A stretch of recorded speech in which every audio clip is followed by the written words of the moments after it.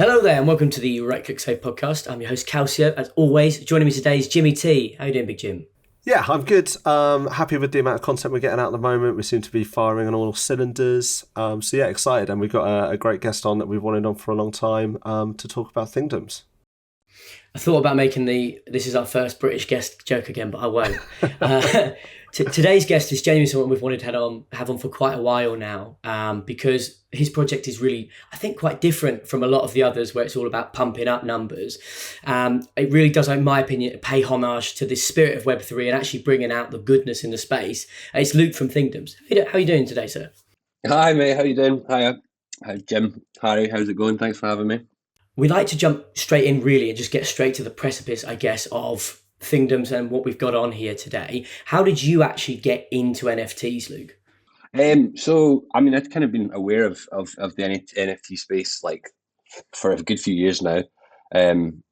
Before I worked, directly in Web3 within the NFT space, I was a conceptual advertising creative. So I was an art director and a copywriter, which essentially means that I was writing and executing concepts for TV ads, content, print ads for brands, working at creative agencies. And yeah, so it was kind of like, I think like part of that job and part of the responsibility of being a good creative is to sort of arm yourself with an understanding of what's going on in culture, what's going on. I suppose culture is like the widest context, yeah, like what's going on in culture, but what's going on in art, what's going on in tech, what's going on in music, fashion, storytelling as a whole. And, the innovation of NFTs was kind of, I was aware of it. I was like, I knew that it was happening.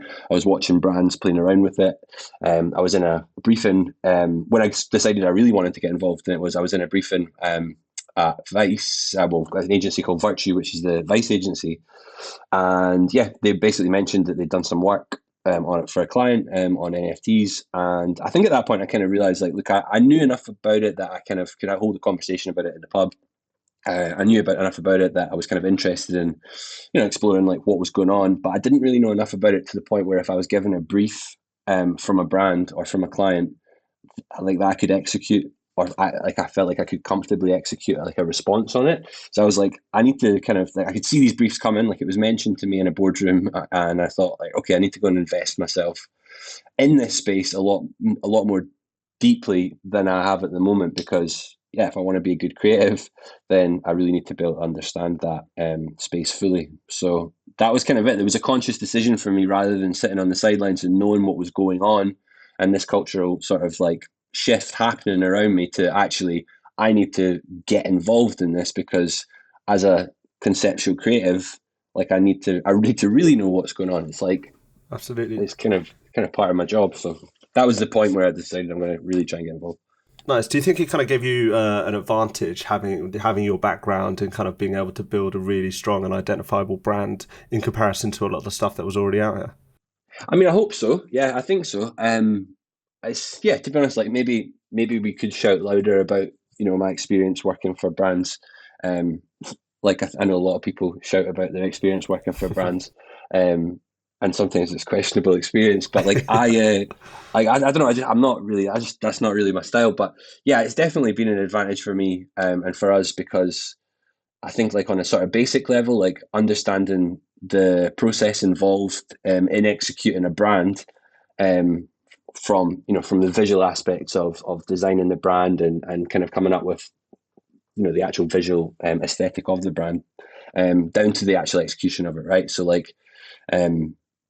I was talking to you guys earlier on about the way that you create your podcast, and the various sort of like things that you need to do that. Like I'm involved in that world, right? It's like I've worked on big brands and little brands, and I've had to work with voiceover artists and directors and art directors and editors and creative producers, and I think like having an understanding of that didn't necessarily give me much of an advantage in terms of delegating that out, because it was a startup project, and it is still a startup project. I do myself and Owen do a lot of the work ourselves. But what it did kind of help me was realizing like what needed to be done and being able to sort of put on multiple caps. So like I designed all the typography and the logo, but I also did the art, and it's like with my wife's help designed the website, and Nice. with Owen's help, Owen built it. And so yeah, we've done a lot of the jobs that maybe, yeah, I don't know if it's a good answer really or not, but I think like understanding the context of advertising and sort of like commercial creativity has definitely helped us deliver more quickly than maybe normal. Some people might disagree, though. I don't know. No, I think that's a really good point, because often in this space, I think it's undeniable that you could quite easily, with zero experience of any sort of branding and marketing, pick up on the right tonality and just deliver a quick cash grab. I think the difference is being able to understand how to keep that sustainable, like you guys have, and actually build more than just a pump. What you guys have built really effectively, I think, is a community that are invested long term, and they're not asked about whether or not the price goes up or down. They want to be part of the Thingdom community. Equally, though, I'm kind of interested from your point of view. Obviously, you mentioned that you were used to getting a brief and then you get creative license to provide the brand value. How has it been in a world where you're your own boss 100%? Obviously, your team will give you input, but you do have the creative license to go wherever you want with anything. Yeah, that's a really good question, actually, because well, basically, you mentioned earlier on that that you have this control over your own brand, and that's an advantage. But I suppose when you were saying that, I was thinking it's actually been a bit of a disadvantage as well, because I think like the way that I've approached this, like it's like 100% not been we're not trying to pump anything, we're not trying to cash grab, like we see this as a long-term project. But because of that, I think like I feel quite closely tied to the creative, to the brand, to these characters. Like I feel I see myself in them. I'm sure everyone else does as well. But it's almost made it more difficult for me to kind of to treat it like a creative job, because I'm so closely attached to it. It was like I feel like I maybe could have conceptualized something visually that I felt maybe would have been more on the zeitgeist, that maybe didn't truly reflect what I wanted to put out into the world. So I've kind of consciously tried to create something that I was very proud of, and something that I feel like my kids would be proud of, or that my parents would be proud of me putting into the world. And I mean that in like an artistic context. Like I've wanted to put something out there that I knew was going to be, on a digitally public ledger, that's going to be there for the rest of time, hopefully. So I was very conscious of that, and I think yes, having a skill set in creativity and advertising and branding and marketing was an advantage. It also kind of made it a bit more of I felt a burden to actually put out something that I really believed in and wanted to believe in long term. Yeah, it really shows through the emotional connection that people, and not just the communities but also the artists, have with the NFTs they create. And I think it's the communities that get built around them really kind of multiplies that effect as well. Mm-hmm. So it's cool that you're very engaged with your own content, for better or for worse. Yeah, no, it's like when we decided we wanted to execute in this space, it was all about that, right? It was far more, if not all, about the idea that we could create a project that will allow us to experiment and express ourselves in a technology space that's nascent, exciting, seems to have a lot of really good values at its core, and yeah, to be part of a technology shift, and yes, that was the main goal, was to create something that had longevity as part of the process. Awesome. One of the taglines directly off the site, and I think it's nice that you've kept the site really simple. Obviously, you've got your Medium page as well, where there's a bit more info with updates. But the actual landing page, one of the taglines directly off of it is that in the Thigndoms world, everything is equal. But our goal is to create an ecosystem where different things unlock different utility. For those who are not versed in all things Thingdom, what does that actually mean, and how are you guys going about providing that utility in that sense? So that's a good question. We've got multiple ways that we want to do this long term. I think like utility in this space is actually a very interesting question, or interesting topic, because I think you ask one person what utility means, they might say, "Oh, well, it means that I get this in return." Or I think like the actual wording of utility is a bit of a buzzword in the NFT space. I think like what we found really valuable with NFTs was that you essentially can use it as a membership for something, and it could give you access to something. Obviously, the idea of something being non-fungible is super interesting to us as well, as opposed to fungible. And I think that non-fungibility aspect of things was really interesting, because it meant that we could have 10,000 memberships, but within that 10,000 memberships, we could have different types of membership. So when we say idea that some NFTs or some tokens will have different utility than others, we kind of imagine a world where we can create an ecosystem that we're trying to build at the moment that would allow people to do different things based on the NFT that they own. I think that's a very conceptual sort of like playing our cards close to our chest overview on it, but that is still our long-term goal. Like we are executing on that, and want to execute that in the long term. That's great. I think the membership side of it is definitely, for me, the key utility of NFTs. And I've just, from the stuff that I know about Thigndoms, I like the way that you guys are kind of exploring it with the samples that you've been releasing, and also keeping it the information quite tight to your chest, and creating these enigmas actually creates quite a buzz within your community. And even when we asked on Twitter, and we asked in your Discord if anyone had any questions they wanted us to ask today on the interview, and people were really excited, and they were like deep diving, and they were saying some stuff that we were like, oh my god, what's this guy even talking about? So it just shows how excited and involved that kind of thing can be for community members as well. Yeah, I think like to go back even just onto the different things having different utility, there's so many different ways that we think we can execute on this. It just takes time, and we are trying to build something awesome. We're trying to build something very big, and we're trying to build something that expands as we build. We know what North is, we know where we're headed, but we're not naive enough to assume that things won't change in the future, and things shift, and hopefully we have executed, or are executing in a way that allows us to pivot. And I think we definitely have a community that are open to us pivoting based on what we or they see as being right or next for the project. That's where really building a proper community comes in. And again, I think community is a buzzword akin to utility, and that it's super easy for me to tagline it on and say, we've got a great community, we've got great this and that and the other. What's much harder is to create something which lasts regardless of whether or not there's loads going on. And I think one of the things that is testament to the way that Thigndoms has been built is that I always see things. It doesn't matter what I'm doing, what the space's sentiment is, what the market feels like. Consistently, and again, I like to do it because I feel like it gives me a good way of buying. I will often tweet, say, look, I'm looking to buy new things right now. What's the community's opinion? And obviously some people do that to shill and get engagement. For me, I found it's a really good way of seeing which communities are there regardless of anything else. Every time I do it, I see 15, 20, 30 replies from people with Thigndoms profile pictures. I just wonder how that feels for you though, as the artist, seeing so many people so enthused by your work.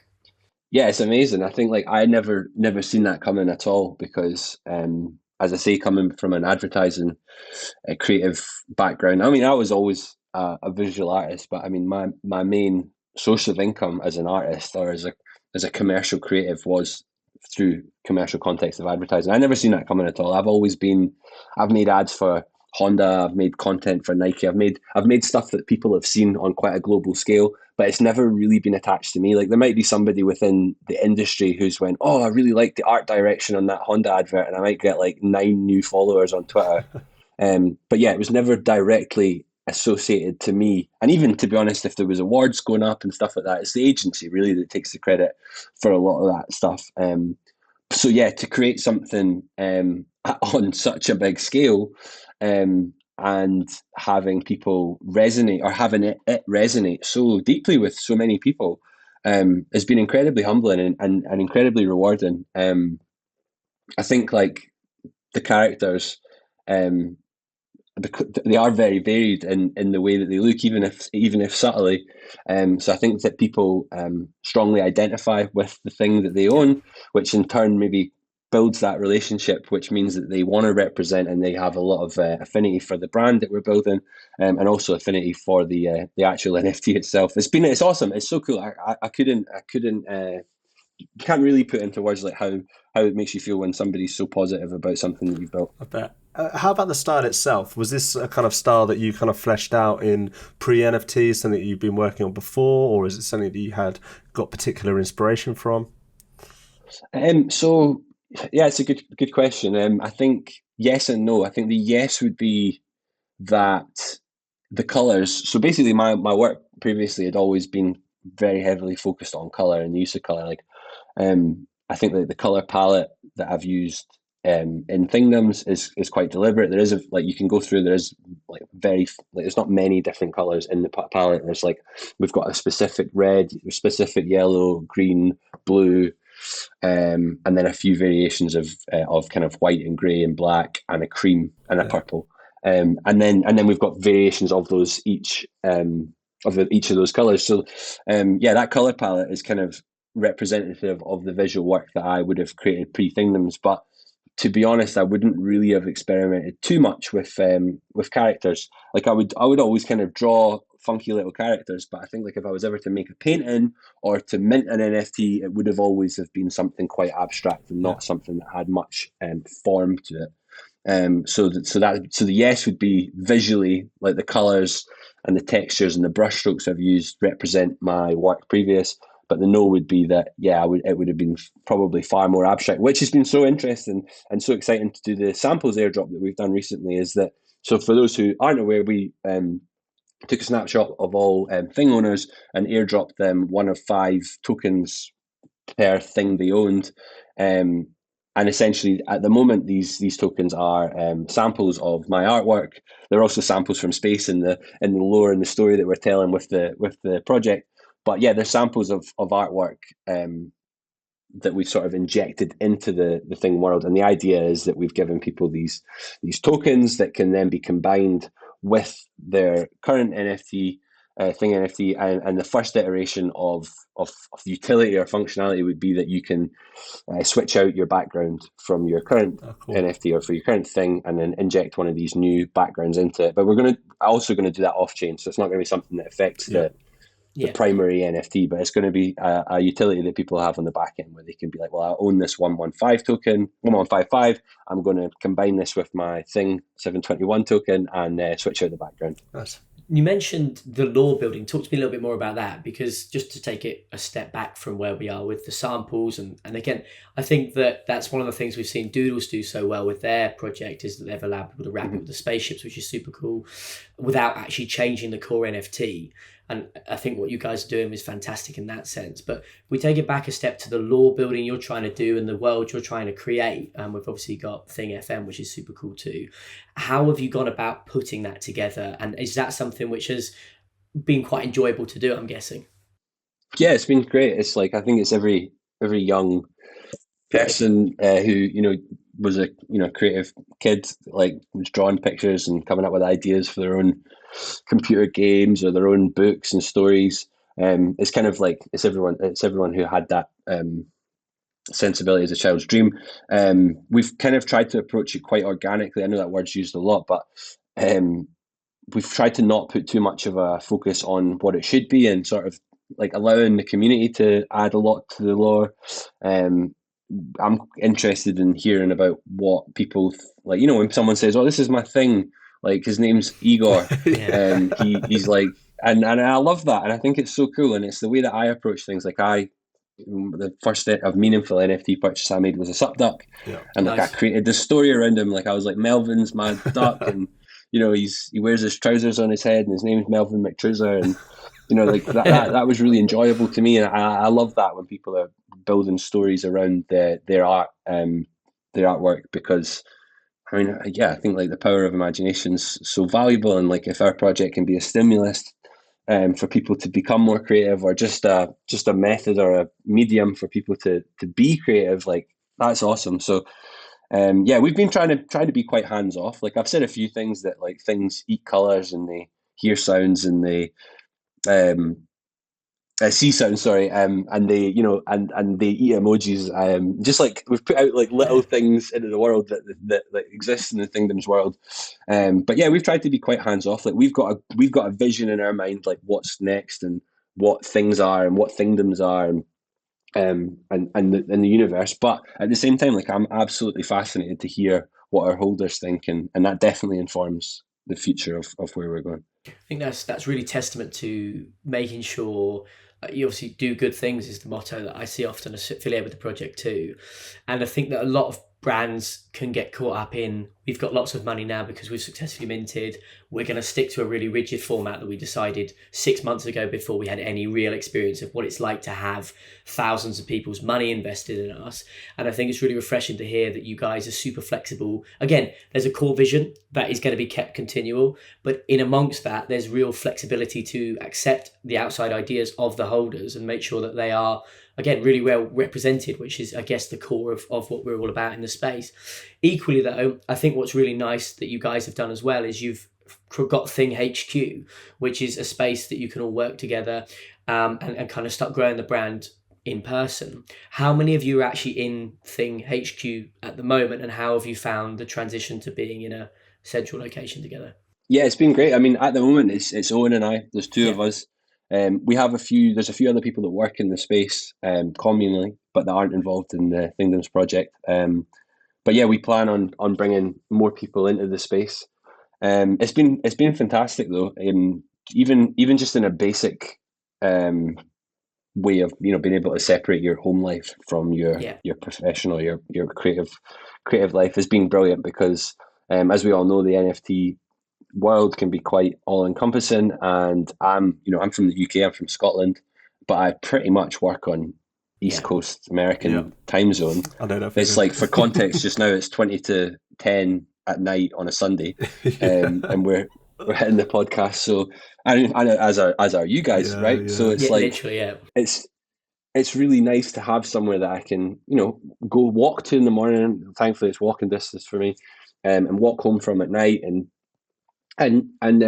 be fully invested in when I'm there, and hopefully decompress a little bit when I'm not. I mean, the reality is I'm not away from it at all when I'm not there, but at least when I am there, I'm fully there, working on it. And I think having a physical space to express yourself creatively is awesome. I think, like, to be honest, in the short, medium term, we actually want to get like a bigger space, something that's a bit more rough and ready, in the sense that it can be a bit more of a workshop and a bit more of an art space. At the moment, it's very much a office studio space with a recording studio, but I think we want something a bit more messy, a bit bigger, somewhere that we could maybe have people around and have gallery evenings, or paint something at scale, throw some paint at some stuff, and maybe like build stuff a bit more.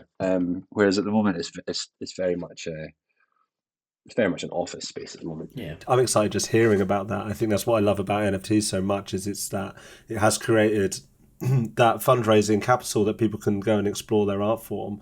And so hearing stuff like that in your story, and genuine artists within the space, just gets me so gassed about it. And just it's such an exciting space. I mean, it is, yeah. I mean, I actually, even hearing you repeating it back to me, I'm like, yeah, isn't it amazing? Like, I looked at one of the projects I spent a lot of time in, and I still am involved in, as a community member, is Sup Ducks, and like, they've got an amazing space in LA that just looks incredible. And that was a big part of our inspiration for us, was to have a physical space that we could execute and film and record stuff, and interview people, and I have a podcast and have a radio station, and it's awesome to see people executing on that, and like you say, realizing their sort of dreams in terms of pursuing being an artist. It's really, really nice for me as well. I mentioned this to you briefly, and I've talked to a lot of the other guys in the UK space. I'm desperate for there to be a real push on supporting each other in the UK scene, because I feel like there are some incredible creators in amongst it. Sappy Seals guys, obviously you guys at Thigndoms, Blocks, to name a few. Obviously Yum Yum London with Foxfam. Again, I could go on for a long time.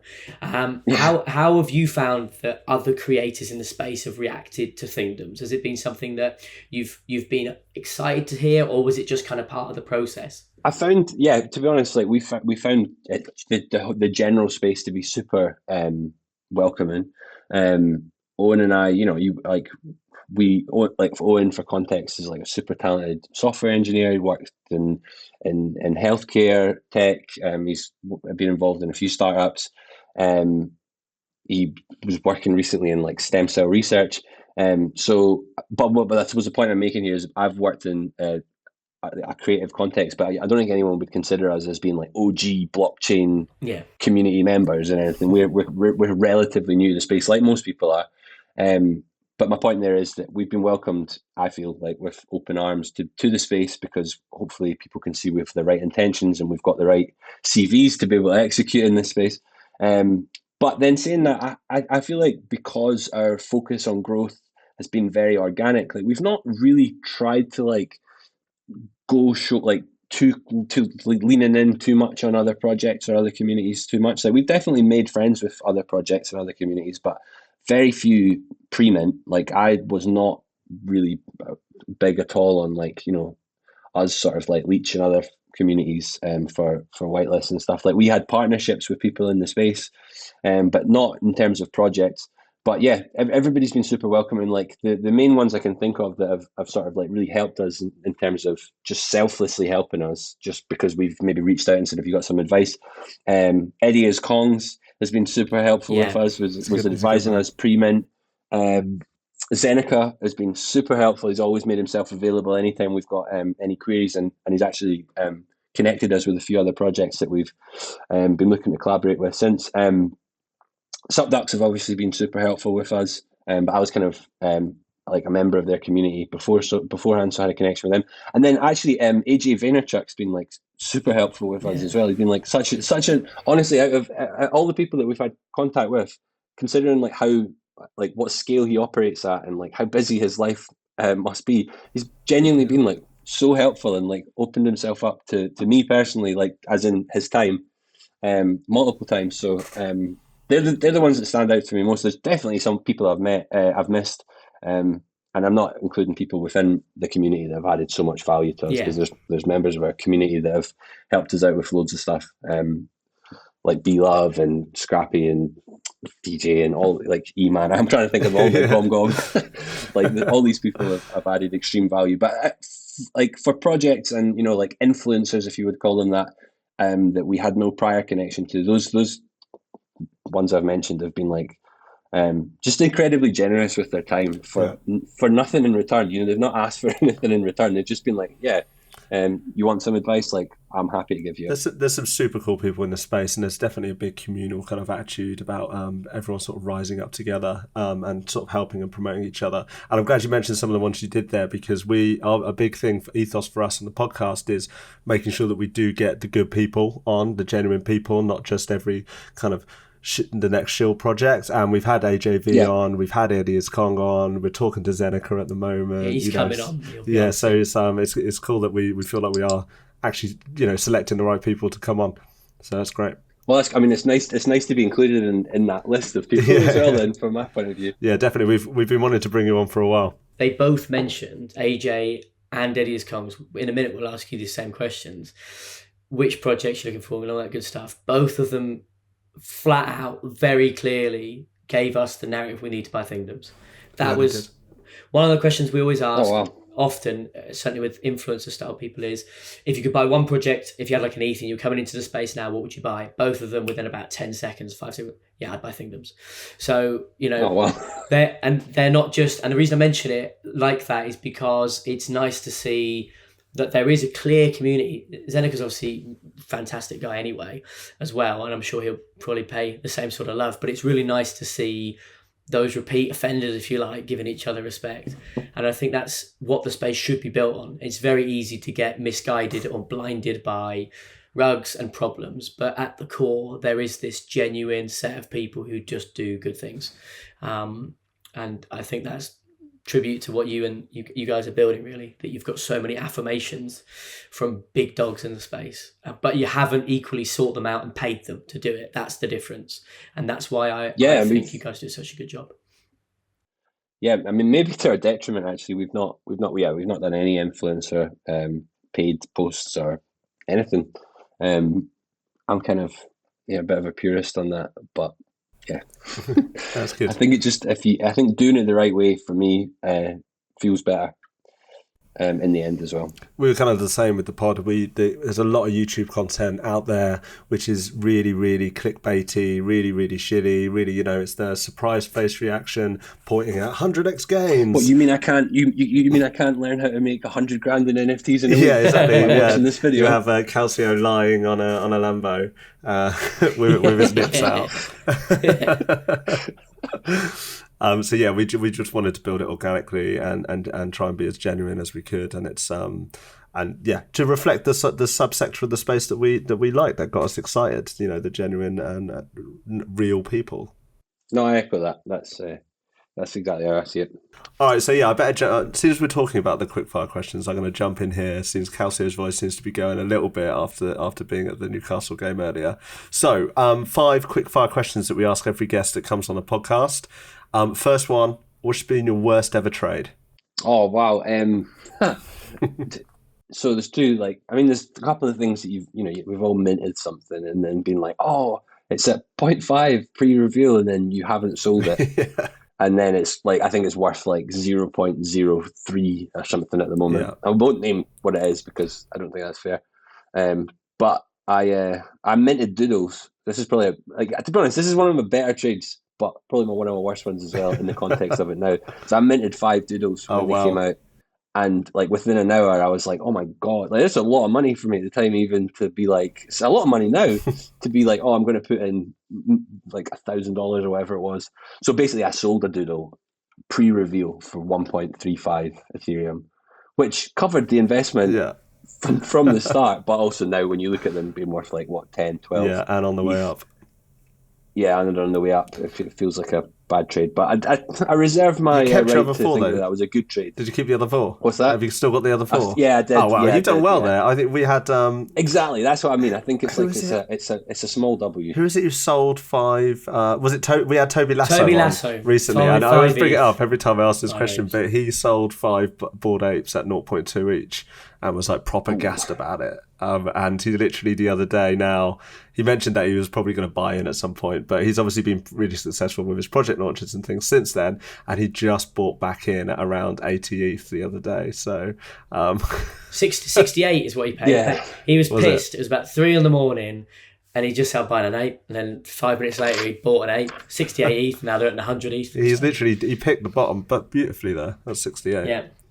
Yeah. Okay, let's flip it. Let's go best ever trade. Probably minting doodles as well. Yeah. Yeah. Yeah. Do you do a lot of trading? No, I don't. That's why I'm kind of more of a collector. I'm definitely more of a collector. I'm definitely more of a learn as much as you can about. I watched a lot of Gary V's stuff early on, and he was saying, do your. I can't remember how many hours it was, but however many hours it was, I sort of was okay, I'm going to do twice that or 3 times that. I still feel like I'm in the accumulation of knowledge phase. And anytime I do mint something, I always get, I don't know, I get far more joy out of observing the market and picking up things that I like than speculatively sort of minting stuff yeah. Cool. So with all this minting, what's your rarest that you've revealed? I don't really know, to be honest. Probably, I think I got some pretty nice doodles. I got a skeleton doodle, nice. Not the actual skeleton body type, but no, the skeleton face. I don't know. With the samples actually, so the Thigndoms samples. Yeah. There was kind of five different types of sample, and the rarest one there was only 20 of them. Yeah. I got one of the 20 ones in the sort of random distribution. Well, you were actually worried about that when you got it. You're like, oh crap. Well, I was a little bit I wasn't, because so basically we today released an article about how we executed verifiable randomness. Mm-hmm. So I saw that. Yeah. You can completely check it on chain and and see the process it was. I thought it was pretty crazy, because even though I own a lot of things, it's still the odds of me getting one are still well against me. Yeah. So I think that's probably the rarest thing I've minted. Would be that. Nice. Good answer. Yeah. Okay, so if excluding Thingdoms, if you could send and Doodles, I'm going to say, if you could send one project to 100 ETH, which project would it be? I mean, I've got a lot of time for Sup Ducks. Yeah. So like I really like Sup Ducks. And I think like the team that they have and the way that they're executing is like, yeah, I think they're massively underpriced at the moment. So it would be Sup Ducks. Okay, you're not going to like this last question, but nobody loses any money. But if you could delete one project, it didn't exist, it never happened. What project would that be? Oh, that's I need to think about that one actually. I don't want to be. It's our controversial question we like to throw in there. Yeah, it would. I mean, I'm all about spreading positivity, Yeah. so I don't like. It would be just one of these projects that ends up in your hidden folder, right? That you never meant it. Like that's just in there that someone's dumped like, on you never pooping ladies. Yeah, something like that, or yeah, I suppose any of the malicious kind of contract projects that like that if you interact with them. Yeah. How about let's not just do one. Let's delete all of those projects. Yeah, all of those. All of them, they're gone. Right, we've wiped them off. IPFS is gone. Like everyone thought IPFS was immutable, but we've hacked it. Yeah. Yeah, I'm trying to think of one though. I'm trying to think of like a good answer. Yeah, what's the worst thing you've ever been sent? What's the worst thing you've opened your wallet and gone, holy crap? Yeah, I've had some amount of crap Yeah. sent to me. And so is Thigndoms, but so we'll delete pooping ladies on your behalf because I get so many bloody DMs about them. I'm not familiar with this. I'm sure that everyone on NFT Twitter has had 100,000 DMs. If you go to your spam folder and you message, unless you've got DMs turned off, you will get like a couple of messages a day about pooping ladies. It's just literally a collection of photographs of women sitting on the toilet. Oh no, I think I missed out on that one. I'm sure there'll be about 1,200 derivatives coming out. I don't know where else you can go with that, really, Jim. I don't think there's much more to derive. Yeah. God, you're a nightmare, you are, Jimmy T. It's genuinely been an absolute pleasure, Luke. One of the kind of closing questions we always ask a guest, though, just to kind of finish off, is in a minute or less, and I appreciate you don't want to shill the project, I'm really politely asking you to, in a minute or less, why should someone listening buy a thing?